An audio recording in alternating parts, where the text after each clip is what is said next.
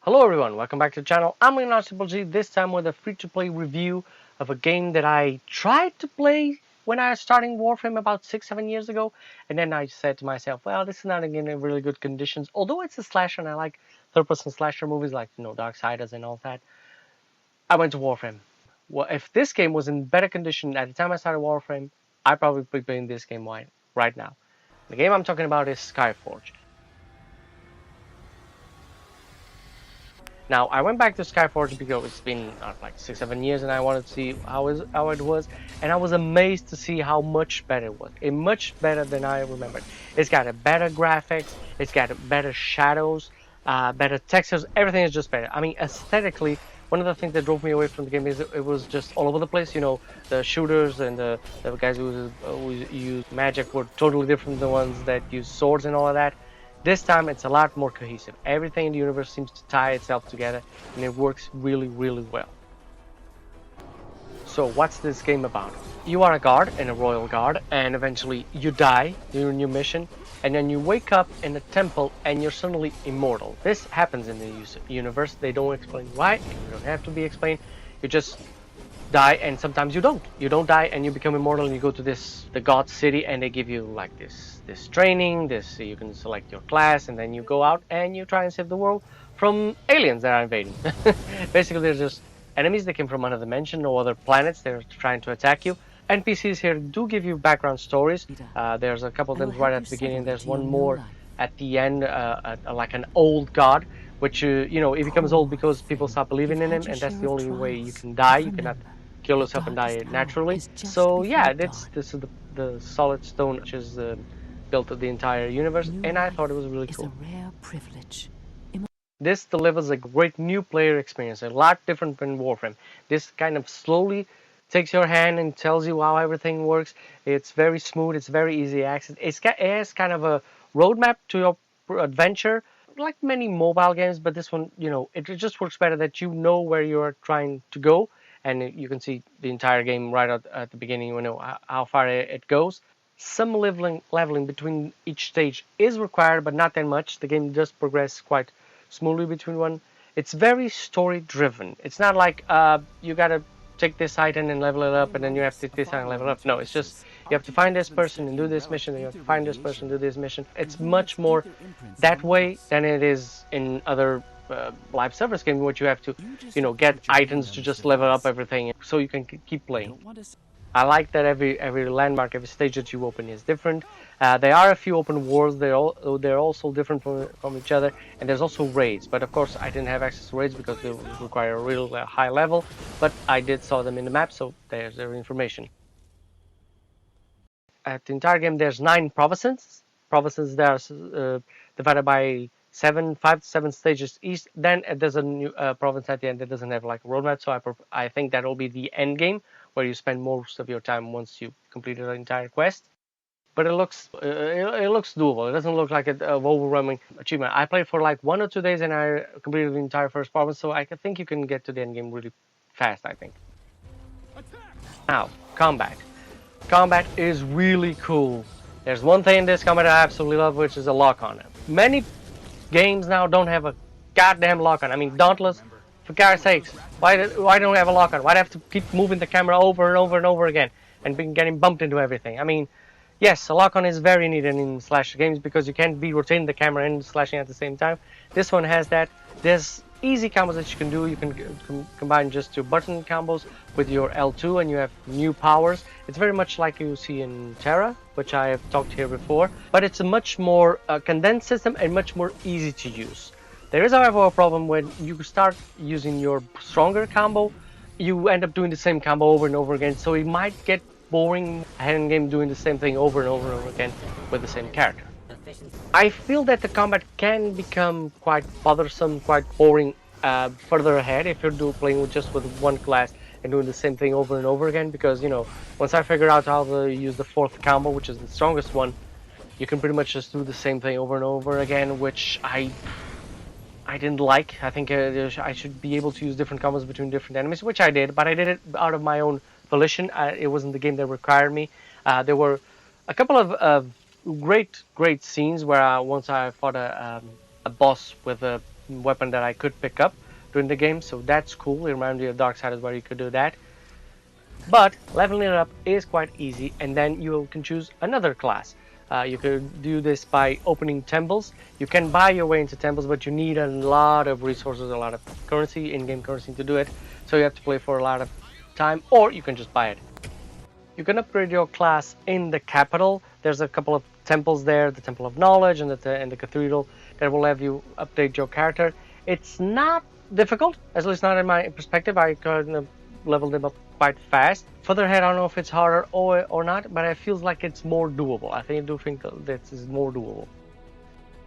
Great thing that it didn't have before, you can customize your character. You can customize it right at the beginning with a few of selectables, and then you can unlock more at the store. This was really good because when I started playing, I felt that I couldn't do anything unless I spend money, real money to do it. This time they said, no, we're going to give them a few options, a few clothes that you can have, and you can change their colors. And also at the store, you can buy new ones. It will take some in-game currency. It takes in-game currency, not real money, unless, of course, you want to spend it. It will have to work for it, but at least it is available. And that was really cool. I really feel after trying out this game for quite a while, it's like a free-to-play version of Final Fantasy. I don't want to say it's Final Fantasy because I never played Final Fantasy, but the menus in Final Fantasy seem just overwhelming. This one seems like a more toned-down version, but if you like to, slash things and like the fantasy world, I think this will work for you.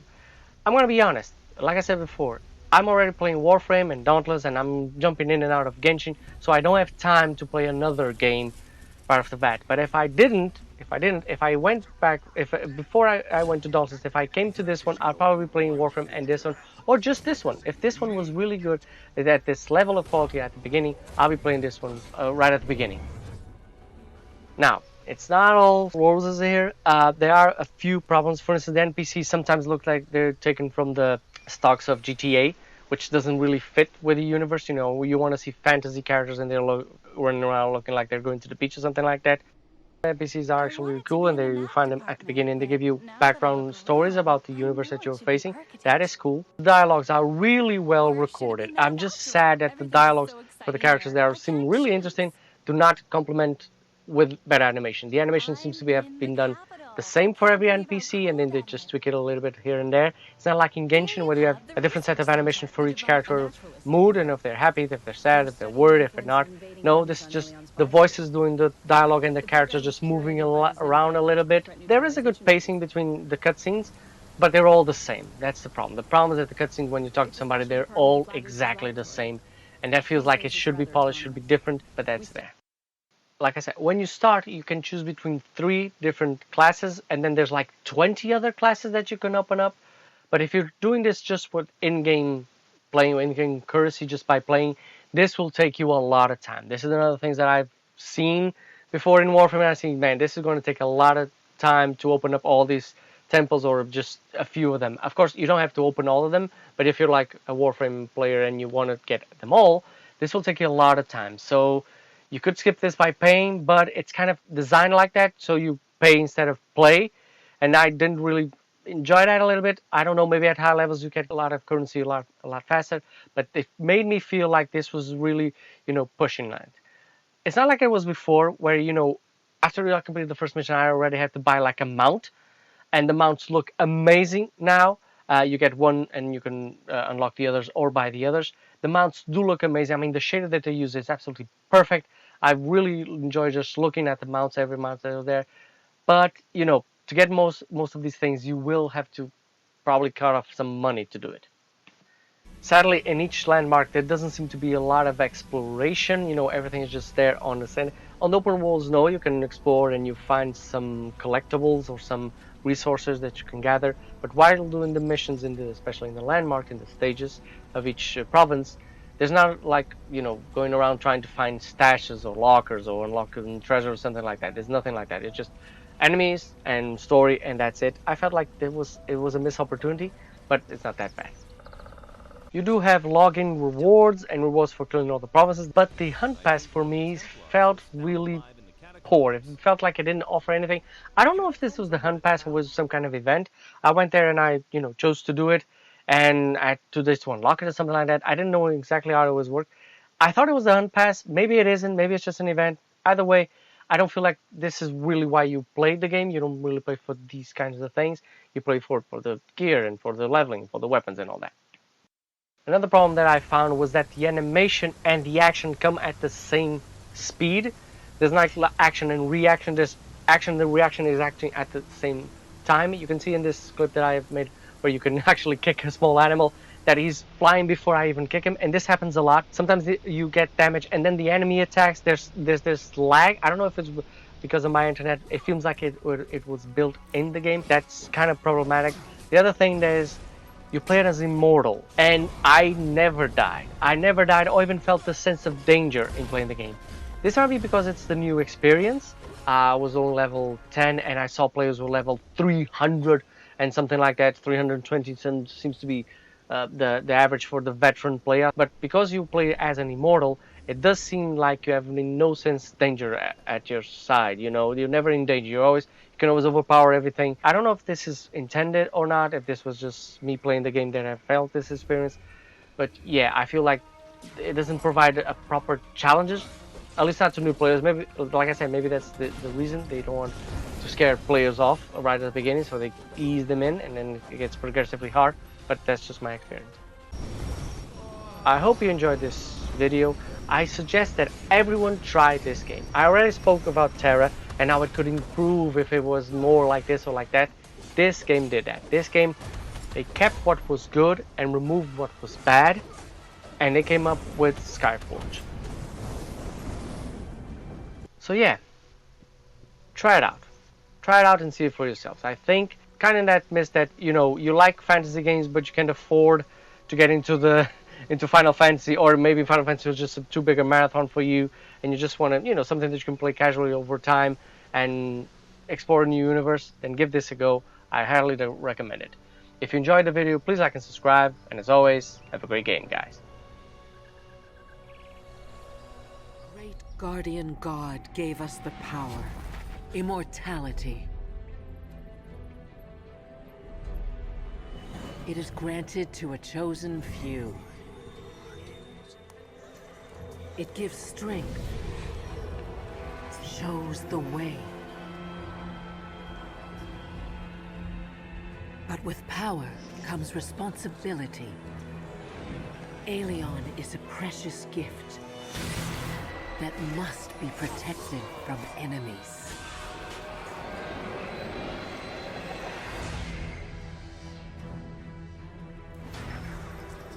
The great god disappeared, and hordes of invaders from other worlds came to take our home and our freedom.